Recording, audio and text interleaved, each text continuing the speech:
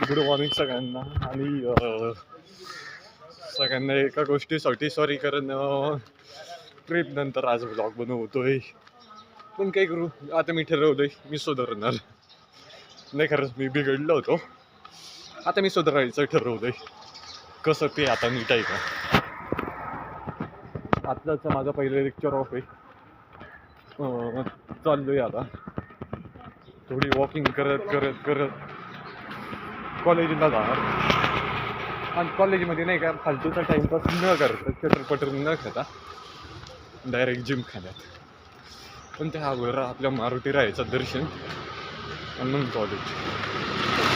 आता मी तेच करायचं ठरवलंय. निदान तेवढी माझ्या अंगातली थंडी तरी गायब होईल, कारण कबूल करतो घरचे म्हणते स्वेटर घाल ऐकत नाही. आणि असं थंडीचं कुडकुडीत करत कुडकुडीत पापड बनवून जातोय कॉलेजला. यार काय करू पुणेकरांनो, तुम्ही तर बाबा बघा आता जशी थंडी येते. चला मी जातोय कॉलेजला. आणि कॉलेजला म्हणजे कॉलेजचे जिम खाण्यात. चला भेटू तिथंच. 1 hour later. जिम खाण्यात इंटरेस्ट जातोय. मला नाही माहिती आता ही सगळे मला इथं ब्लॉग शूट करू देतील की नाही. एकतर खूप महिन्यानंतर आता कॉलेजच्या जिम खाण्यात. आणि सकाळी म्हटलं सायकलिंग केलेली बरी. एक काम करतो, छोटासाच शूट घेतो आणि ब्लॉगला म्हणजे हा शूट तरी बंद करतो छोटंसं घेऊन. हे बघा, नाहीतर येतोच बघा.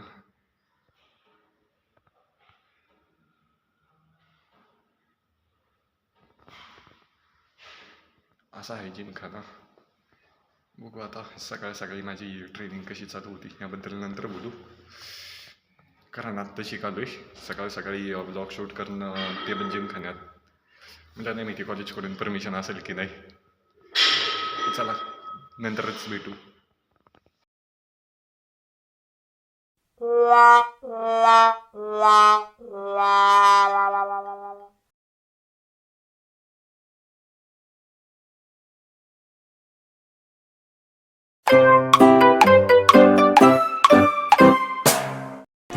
Hours later. सॉरी आहे जरा जिम खाण्यात मी विचित्रपणा केला. तुम्हाला वाटते का मी विचित्रपणा केला असेल? मला तरी नाही वाटत, कारण छोटा का आहे ना शूट घेतलं आहे जिम खाण्यात. मगाशी माझे लेक्चर झालेत.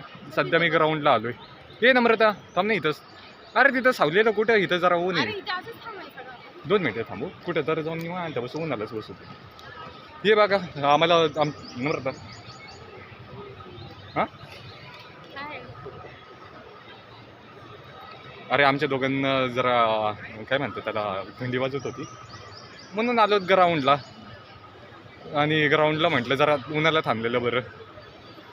सध्या तरी एक बोलू का, माझा आजचा ब्लॉग नाही का त्यासाठीच होता. मी सुधारायचं ठरवलं आहे. आजपासून एक्सरसाइजला एकदम सुरू. कबूल करतो ग्राउंडला आलो आहे, पण टाईमपाससाठी. आजपासून नाही का दर सकाळी जसा वेळ असेल ना डायरेक्ट मी जिम खाण्यात येत जाणार आहे.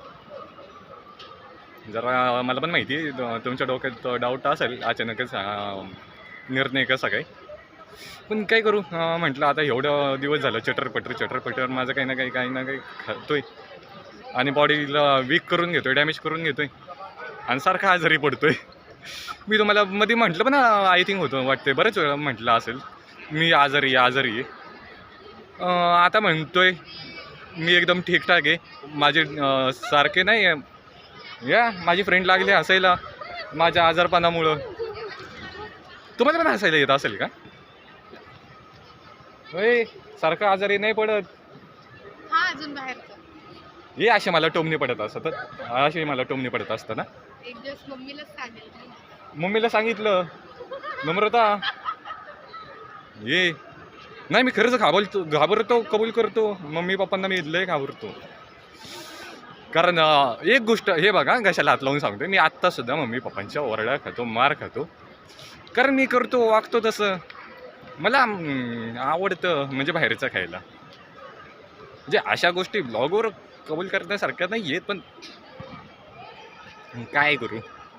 एक बोलू का, मी आज मंदिरात जाणार नाही आहे, त्यामुळं ब्लॉगला सध्या इथं सेंड करतो आहे. सो सॉरी कारण मंदिरातला शूट आज मी घेऊ नाही शकते, कारण मला नाही का मी जो मूवी सिरीज सुरू करते ना त्यासाठी माझी लिखाणपट्टी अजून बाकी. सो त्याची लिखाणपट्टी मी आता घरी जाऊन पूर्ण करत बसणार आहे. दिवसभर आता माझी तीच कामं राहणार आहेत. झालं तर मी 12:30 वाजेपर्यंत घरी जाईल, जेवण आणि दुपारची झोप तर बिना घेता नाही का, म्हणजे माझ्या लिखाणपट्टीला लागणार आहे. कारण माझी जी मूवी सिरीज असणार आहे ना ती खरंच फटाका असणार आहे.